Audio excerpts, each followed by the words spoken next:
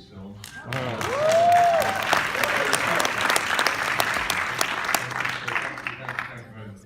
My SAG card came through nearly 30 years ago, actually, when I had the great privilege to come here and work on a movie called Dead Again. Yeah, we're going with you. And yeah, it was a great thrill. It still remains a great thrill, actually. And so, yeah, I'm a proud card carrying member.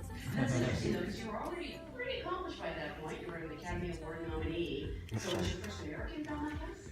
Yes, yeah, it was a big adventure to with our first film, Henry V. It was a series of such sort of lucky chances, as our business often is. You know, you work away, and sometimes all the cliches apply. The right person, the right time. And I had a crazy dream about wanting to make a film of Henry V, and then met a similarly sort of crazy producer who was determined to produce such a film, and from that to suddenly even be out here and be considered to be in American movies was a great big step that was very surprising, very thrilling. Instead, I'd still get a kick out. You know, I'd fly into this town, and it still seems amazing to me that I have friends here, and I've had a career that's been partly here, and I feel very blessed. But it was always a surprise. Things you dream about, and when the dreams turn out to come true, it's really a beautiful thing. Well, the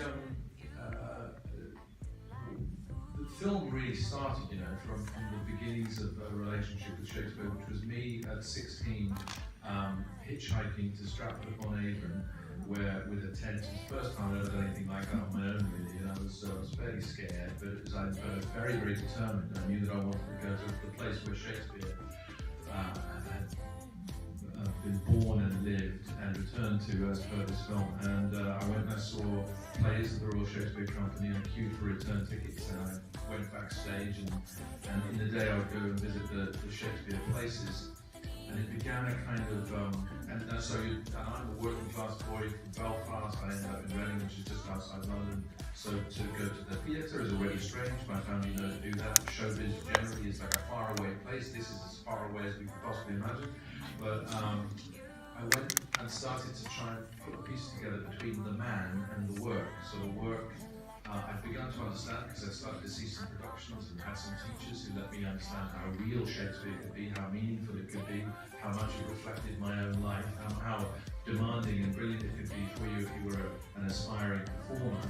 And it was also kind of inspiring to me to know that at least if you believe the version of Shakespeare that is the man from Stratford, that he didn't particularly come from he didn't have a classical education, and he may or may not have finished his grammar school, and to some extent there was a sort of normality to his real existence that was a comfort to me. It felt like, well, as it were, if he could do it, then maybe he can inspire all the rest of us to do it. So it was then the beginning of trying to work out how that went with the work, trying to find that man. I tried to find him when I was 16, wandering around those places, and I tried to find him in the movie as well. Partly because, to answer your question, I do feel a big sense of responsibility, not because I take, sweet as it is that you say that, but I do know that the power of film means that we've had an association with Shakespeare, who's always done way more for us than we've ever done for him. But at least for this little pocket of time, there is a responsibility, and some of that responsibility, I think, is to at least in talking about him, try and do one's best to understand the kind of guy he was, and also in a way, in the film is that as well as a sort of thank you. The man has given me a career, so I'm very, believe me, I'm very grateful for it. Once you focus on this, so what you see here, the title "All Is True," as you can tell, it's the subtitle, if you like, of Shakespeare's last play, Henry VIII. He called it "All Is True," and there was a line from Judy's character in the film saying, William Shakespeare writes a play about King Henry VIII and calls it All Is True. He's got a bloody nerve. Because, of course, Shakespeare knew no more about the details in between the facts of the life of Henry VIII than we know about Shakespeare. However, we do know quite a lot about him. And particularly, we know quite a lot about what happened when he retired to Stratford. We know that the Globe Theatre did burn down on that night, on June 1613, and it was traumatizing, and he did leave, and he did never write another play, and he did go to Stratford, and he did have the second best house in the town, and he did pay £20, or about $5,000, for a coat of arms that allowed him to be called gentleman, and he did have two daughters involved in sexual scandals, and John Lane did stand up in that church, and he did say that she was having an affair, and he did say she had gonorrhea, and Thomas Quine, it's all public, it's all in the public record in Stratford. Thomas Quine did have an affair with Margaret Wheeler, and she did, alas, tragically die in childbirth. And 6 weeks after that, 6 weeks after he married Judith Shakespeare, Thomas Quine, as his punishment, was required to turn up for 3 successive Sundays in Stratford in a hair shirt in front of the congregation by way of atonement for that. We know that he left Andy's second best bed, and we know the sonnets were dedicated to the Earl of Southampton. In between, what we did was what Shakespeare did regularly, was to try and imagine. And what we imagined was from the material of the plays themselves. So in the last years of Shakespeare's life, not long after we see him here, he had been writing The Tempest and The Winter's Tale and Cymbeline and Pericles, plays that deal with lost children, plays that deal with the drive to reunite families, plays that deal with difficult relationships between fathers and daughters. He is similarly obsessed with the death of children in other plays, and with preoccupation with twins and how extraordinary twins are, the sort of symbiotic relationship that they can have, and so all of those things, including with one consonant change, the name of his dead son Hamlet, change it to an L, and you get Hamlet, one of his most famous plays, where inside it there is a suicide, it would seem, by drowning, it would seem, by a child who has a very difficult relationship with their father. So all of that material, the preoccupations of Shakespeare the artist, we used to fill in the gaps between the facts of Shakespeare the man's life. That's where we. Wow. So that ended up meaning quite a lot of research, and for me, quite a lot of things that I certainly wasn't as aware of as the film made me. I began the process by going to the National Portrait Gallery in London, and there's a painting in there. It's called NPG1. It's the very first painting that building that ever acquired in 1847. And it's the reproduction is the image you see at the very front of the movie. That brief snatch of the portrait is what's called a Chandos portrait of Shakespeare. It was painted by somebody called John Taylor in around about 1608. And although everything about Shakespeare is subject to passionate dispute and speculation, the weight of evidence seems to suggest that that painting was the one Shakespeare sat for, and is the one that he is most likely to resemble. So I went to the National Portrait Gallery, and I sat in front of that painting, or stood, you can't sit, but I stood in front of it on numerous occasions, kept going back. And it was when I was thinking, well, could I play Shakespeare with just as me, with some kind of beard or something, and try, because I wanted it to be real. I thought, does that help set up something original? But in fact, in the painting, this Chandos portrait, it has a sort of a Mona Lisa effect. So the eyes are looking straight ahead. So if you stand in front of it, it really appears to be looking at you. You end up feeling you're having a conversation. Mm-hmm. And I also am aware that no reproduction of an old master ever really quite captures the thing itself. So the eyes in that painting in the National Portrait Gallery are so particular, they're so warm, they're so wry and humorous, they're sad in some ways, they're questioning, but they seem liquid.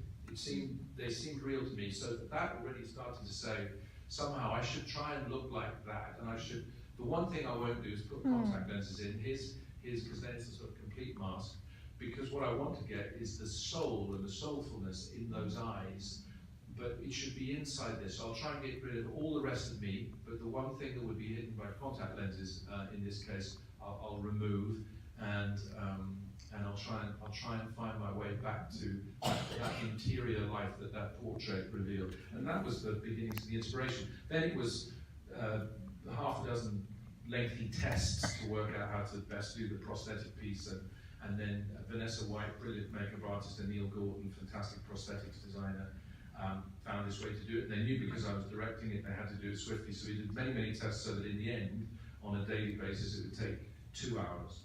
And so I'd be in the chair at 5:30, we'd go on set at 7:30. I mean, 2 hours sounds horrible, but I would have guessed closer to 6. Yeah. it's actually pretty To impressive. start with, it Yeah.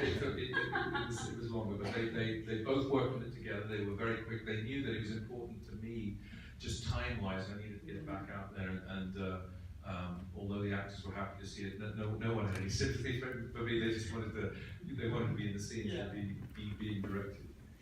Every single way. So she'll just say no or shut up if I'm saying something inappropriate or foolish or stupid.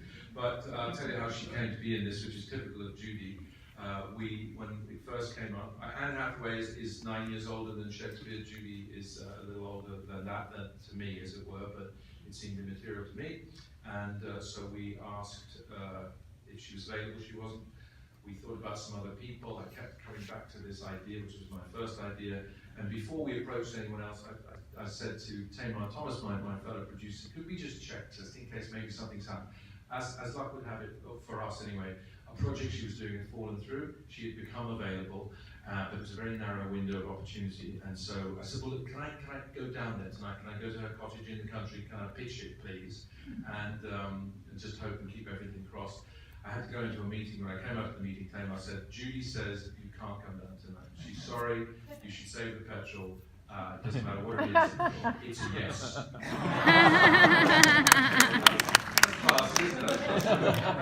You'll know, I don't know how many times that happens with actors. Where we get that, where you feel you're lucky enough to be asked and you say yes, or from the other point of view, I can tell you that someone should say that like that. It just made me cry at the time. It was, so, it's a lovely thing.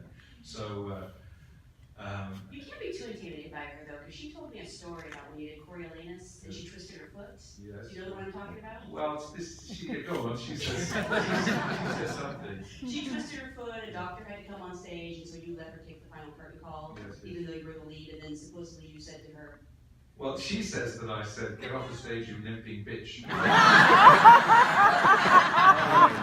promised that my head would not be on my shoulders. She would just smack me around the face. I think they had given her a lot of painkillers. Judy Dent was high.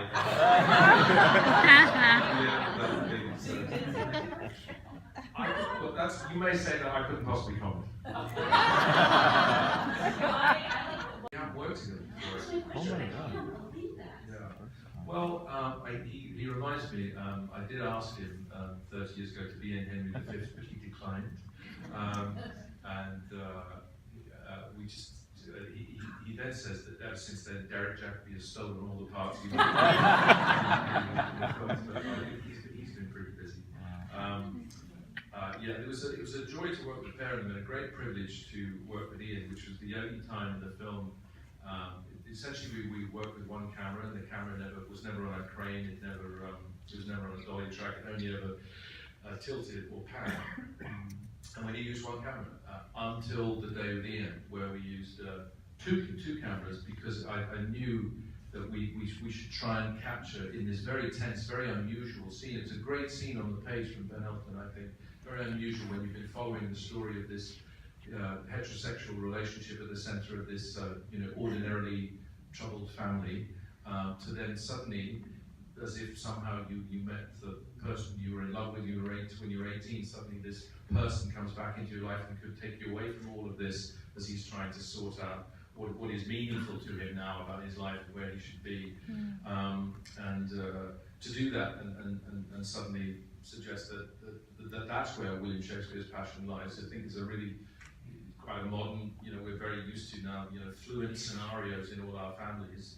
But then, I think it's a very positive surprise that makes for, a very interesting twist in the relationship with Anne. And for Ian and I, it was a joy to play. So we cross shooting in order to capture every little, mini reaction.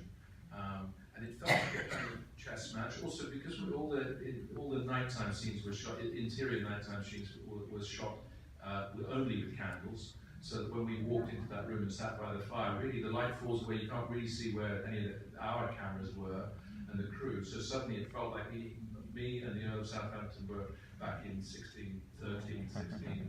and playing this extraordinary scene where, which ends up being a curious love scene, where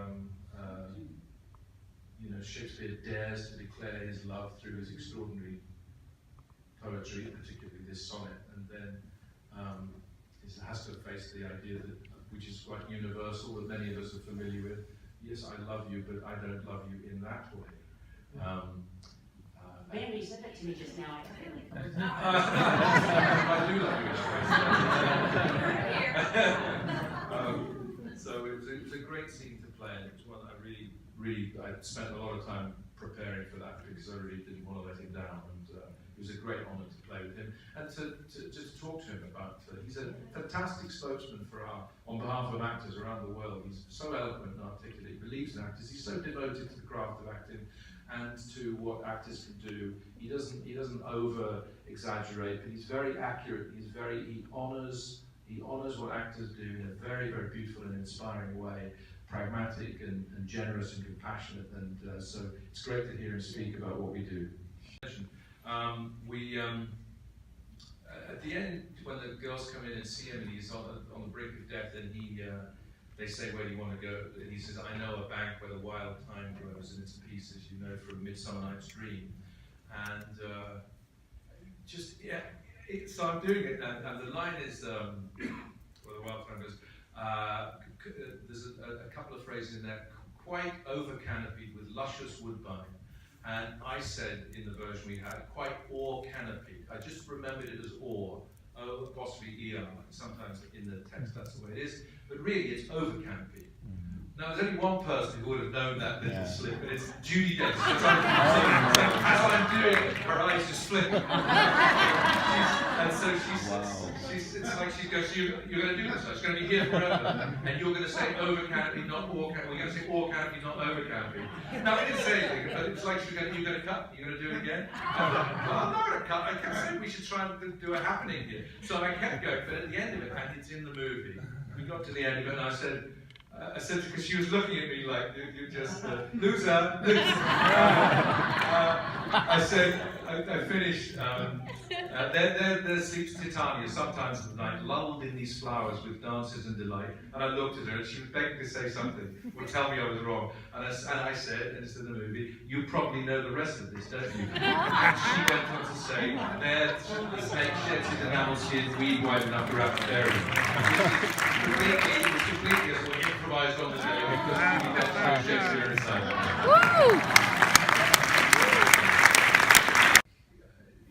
It's a sort of impossible question, but you with great music or great works of art or books, anything that people come to them at different points in their lives. This film was much prodded into existence by the experience of being in Shakespeare's The Winter's Tale, because I find it such a sort of heartbreaking and sort of life-changing experience to be around a story that dealt so humanely with a sort of impossible situation, an impossibly dark situation. And although it partly uses magic to try and solve it, I could feel, at least I felt I could, feel the ache inside that story that Shakespeare had for that lost son in playing Leontes. And there's something about the sort of exquisite tenderness. Maybe it's back to the Irish thing we were talking about. That although he wrote, the last plays he wrote were romances, they were fairy stories, if you like. He never really presented life as a fairy story. He presented compassionately life always as a beautifully messy thing. Where, for instance, in a story like this called All Is True, maybe people are not forgiven for misdemeanors or absences. Maybe those acts of behavior are not forgotten, but they are all listened to and they are all heard. And I have an admiration for the Shakespeare family here in their little quiet way of trying to move forward through their own particular family's difficulties, putting one foot in front of another. Nothing easy, nothing permanently resolved, often painful. I.e. that mixture of a bittersweet quality, which is at the end of so many of his plays, that he suggests maybe life is just inevitably, beautifully made up of, and we've got to live with we've got to breathe in with the tough times, and and really enjoy and love those wonderful times. Winter's Tale encapsulates some of that. It has a largeness of soul, I would say, that is to do with being towards this end of his life, where there's a sort of generosity of spirit that is different from the fantastic entertainer who wrote the brilliant thrillers or the broad comedies or the incisive history plays early on. Somehow you got to a big, broad, open-hearted Shakespeare in those last plays, sometimes sad, sometimes agonized, sometimes heartbroken, but somehow grabbing at every piece of happiness that was possible, every piece of reconciliation that was possible, every piece of redemption that was possible. And when I experience those plays, or try and tap into it here, where it's reflected in the life of, perhaps in the life of his own family, then I find the work to be so profoundly moving. And so for that reason, at this point in my life, those late plays, and that one in particular, if not a favourite, is something I stand humbly in awe of as a work of art, and say to this great man, thank you very much.